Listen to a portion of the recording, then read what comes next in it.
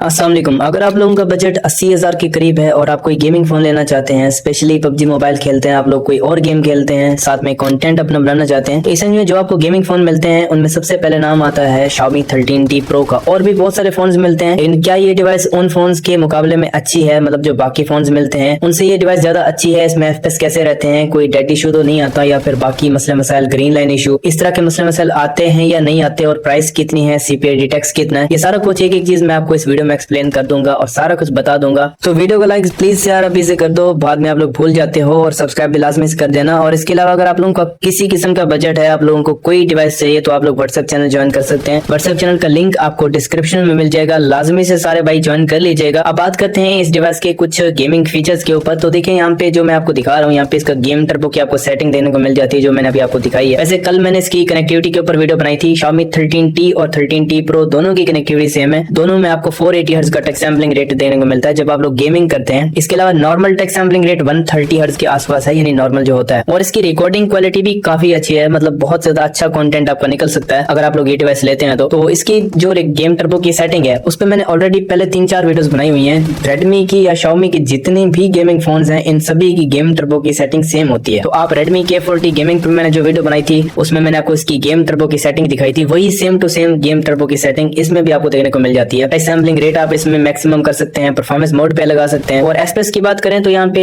Average जो FPS, मैं यहाँ पे आपको एक आइडिया दे रहा हूँ कि यहाँ पे FPS तकरीबन TDM में तकरीबन यहाँ पे आते हैं 105 से लेके 115 तक। मतलब कि वैसे तो 110 से 115 116 FPS यहाँ पे चलते रहते हैं TDM में, प्रॉपर FPS यानी आते हैं। इसको कोई FPS ड्रॉप नहीं कह सकता, TDM में किसी किस्म के FPS ड्रॉप नहीं आते। रिकॉर्डिंग के साथ की मैं बात कर रहा हूँ, अगर आप लोग रिकॉर्डिंग के साथ खेलते हैं तो वैसे अगर रिकॉर्डिंग नहीं करते तो आपको 120 FPS बराबर मिलने वाले हैं। अगर आप लोग रिकॉर्डिंग के साथ TDM खेलते हैं तो 105 से 115 तक FPS आप लोग यहाँ पे अपने माइंड में रखिएगा। और अगर आप लोग क्लासिक प्लेयर हैं, क्लासिक खेलते हैं, तो फिर आप लोग यहाँ पे माइंड में रखिएगा तकरीबन कोई 90 95 100 115 यहाँ पे FPS मतलब फ्लक्चुएट थोड़े बहुत होते रहते हैं, लेकिन 90 से ऊपर ही मैंने देखे हैं। अल्टीमेट रॉयल में या फिर बाकी कोई हैवी मैचेस अगर आप लोग खेलते हैं वहां पे FPS काफी ड्रॉप हो सकते हैं। बट यहाँ पे डिवाइस की परफॉर्मेंस को देखा जाए तो इसमें Dimensity 9200 प्लस का चिपसेट है, तो मतलब ये कोई आम प्रोसेसर नहीं है। मतलब जो भी लोग इसको नॉर्मल समझने की गलती करते हैं तो भैया ऐसा बिल्कुल भी नहीं, ये बहुत ही ज्यादा पावरफुल प्रोसेसर है। मतलब कि अब देखें तो आजकल जो आपको फोन्स मिल रहे हैं, 170 में अभी एक आया था इन्फिनिक्स का, आई थिंक GT 50 Pro आया था मेरे ख्याल में, उसमें Dimensity 8400 अल्टीमेट है। तो देख लें वो कहाँ पे उसकी प्राइस है, और ये आपको 80-85 हजार में मिल जाता है। मसला सिर्फ एक ही आता है, बैटरी का इसमें आता है। मतलब बाकी कोई green line issue, dead issue इसमें नहीं आते हैं। तो मसला बस बैटरी का है, थोड़ा बैटरी इसकी कम है, 5000 mAh है, लेकिन ये 5000 भी कम नहीं है। मतलब बाकी अगर इसके कंपेटिटर्स आप देखते हैं इस रेंज में जितने भी आपको गेमिंग फोन्स मिलते हैं, पोको X6 Pro हो गया, इन्फिनिक्स का GT 20 Pro हो गया, बाकी जितने भी फोन्स हैं उनकी भी बैटरी इतनी ही आती है, मतलब उनसे ज्यादा नहीं है। बैटरी का थोड़ा कॉम्प्रोमाइज है, मतलब 3-3.5 घंटे ये आपकी इजीली निकाल जाती है पबजी मोबाइल, और अगर हैवी गेमिंग करते हैं तो वैसे नॉर्मल यूज में ये काफी अच्छा परफॉर्म करेगा, मतलब आपको परेशानी नहीं होगी अगर आप लोग नॉर्मल यूज करते हैं तो। कॉलिंग के लिए लेते हैं। और CPID का इसका टैक्स भी कम है, तकरीबन 5-6 हजार इसका CPID का टैक्स होता है, या 7,000 है मेरे ख्याल में। प्राइस इसकी देखें अच्छी कंडीशन वाला तो 85 के तक भी मिलता है, 90,000 तक भी मिलता है। लेकिन आप लोग क्योंकि पैसे थोड़े बचाने के चक्कर में थोड़ी सस्ती चीजें ले आते हैं, तो बेसिकली वो बहुत ज्यादा यूज हुए पड़े होते हैं, या फिर वो चाइना से रीफर होके आए पड़े होते हैं। कोशिश करना है कि जो बहुत ज्यादा सस्ता करके देख रहा है 65-70 में, तो भाई वो चीज नहीं लेनी। एक्चुअल वैल्यू इसकी अच्छी कंडीशन वाले की यही है जो 80-85 हजार 90,000, ये इसकी एक्चुअल वैल्यू होती है। अब मैं आपको बताता हूँ दुकानदार का बेसिकली सीन क्या होता है, वो आपके माइंड को पड़ता है कि इस बंदे का बजट कितना है, फिर वो उसी हिसाब से ही आपको डिवाइस देता है। अब नॉर्मल कस्टमर को वो चीजें नहीं बताते जो हमें बता रही है, हमें पता होती है कि कौन सी चीज आपको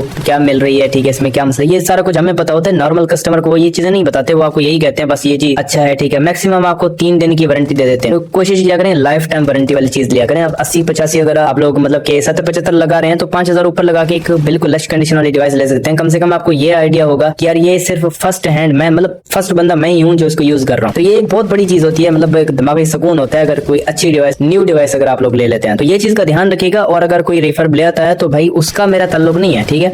उसमें कोई भी मसला आ सकता है, या तो वो डेड हो सकता है मेरे भाई, या फिर उसमें कोई ना कोई इशू, लास्ट शेड आ सकता है, टच इशू आ सकता है, बहुत मसले मसाइल आ सकते हैं। लेकिन जो मैंने ओरिजिनल वाले फोन देखे हैं उनमें किसी किस्म का मसला मैंने नोटिस नहीं किया, सारे ही फोन अच्छे चल रहे हैं और कनेक्टिविटी इसकी काफी अच्छी है। अगर आप लोग TDM प्लेयर हैं तब भी आप लोग ले सकते हैं। और मजे की बात यह है कि इसके कैमरास बहुत ज्यादा अच्छे हैं, मतलब जितने भी इसके आसपास फोन आते हैं 80-85 हजार 90,000 में, वो इसके कैमरा में आसपास भी नहीं आते हैं। हाँ एक डिवाइस है Vivo का X9Ts, वो मिल जाता है आपको इस रेंज में, बट उसके भी कैमरा मतलब इस लेवल की कैमरास में वो थोड़ा मार्क मतलब बाजी ले जाता है, लेकिन गेमिंग में इसकी परफॉर्मेंस ज्यादा ज्यादा है। कैमरा में थोड़ा बहुत उसको एज है Vivo के X90s को, लेकिन कैमरास इसके भी अच्छे हैं। तो अगर आप लोगों को कोई ऐसी डिवाइस चाहिए जिसके कैमरास भी अच्छे हो, गेमिंग भी अच्छी हो, तो फिर ये डिवाइस Xiaomi 13T Pro अभी के टाइम पे आई थिंक एक बेस्ट ऑप्शन है। पहले के टाइम पे यार ये बहुत ज्यादा महंगे फोन हुआ करते थे, लेकिन आजकल क्योंकि एक आपको पता है पाकिस्तान में काफी सारी चीजें आ गई हैं तो सस्ते मिल रहे हैं आपको, मतलब सही मिल रहे हैं, सही कंडीशन में, बिल्कुल न्यू वाले भी आजकल आपको 80-85 हजार में मिल जाते हैं। तो आई थिंक एक बेस्ट ऑप्शन हो सकता है अगर आप लोग इसको डिवाइस को परचेज करते हैं तो। और इसके अलावा जितने बाकी गेमिंग फोन हैं Redmi K60,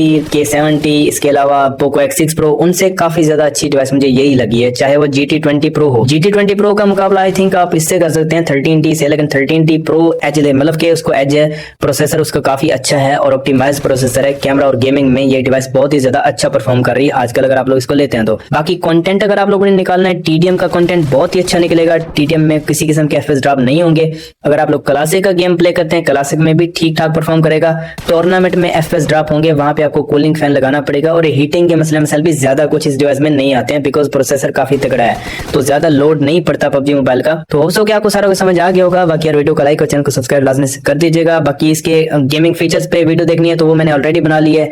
इसकी कनेक्टिविटी पे देखनी है तो वो भी मैंने बना के पोस्ट की हुई है। और अगर आप लोगों का किसी किस्म का क्वेश्चन हो तो वो भी आप लोग कमेंट कर सकते हैं, इंशाल्लाह मैं कोशिश करूंगा आपको रिप्लाई करने की। तो होप सो कि आपको सारा कुछ समझ आ गया होगा। बाकी यार वीडियो को लाइक और चैनल को सब्सक्राइब लाजमी से कर दीजिएगा। बाकी अपना बहुत सारा ख्याल रखिएगा। अल्लाह हाफिज।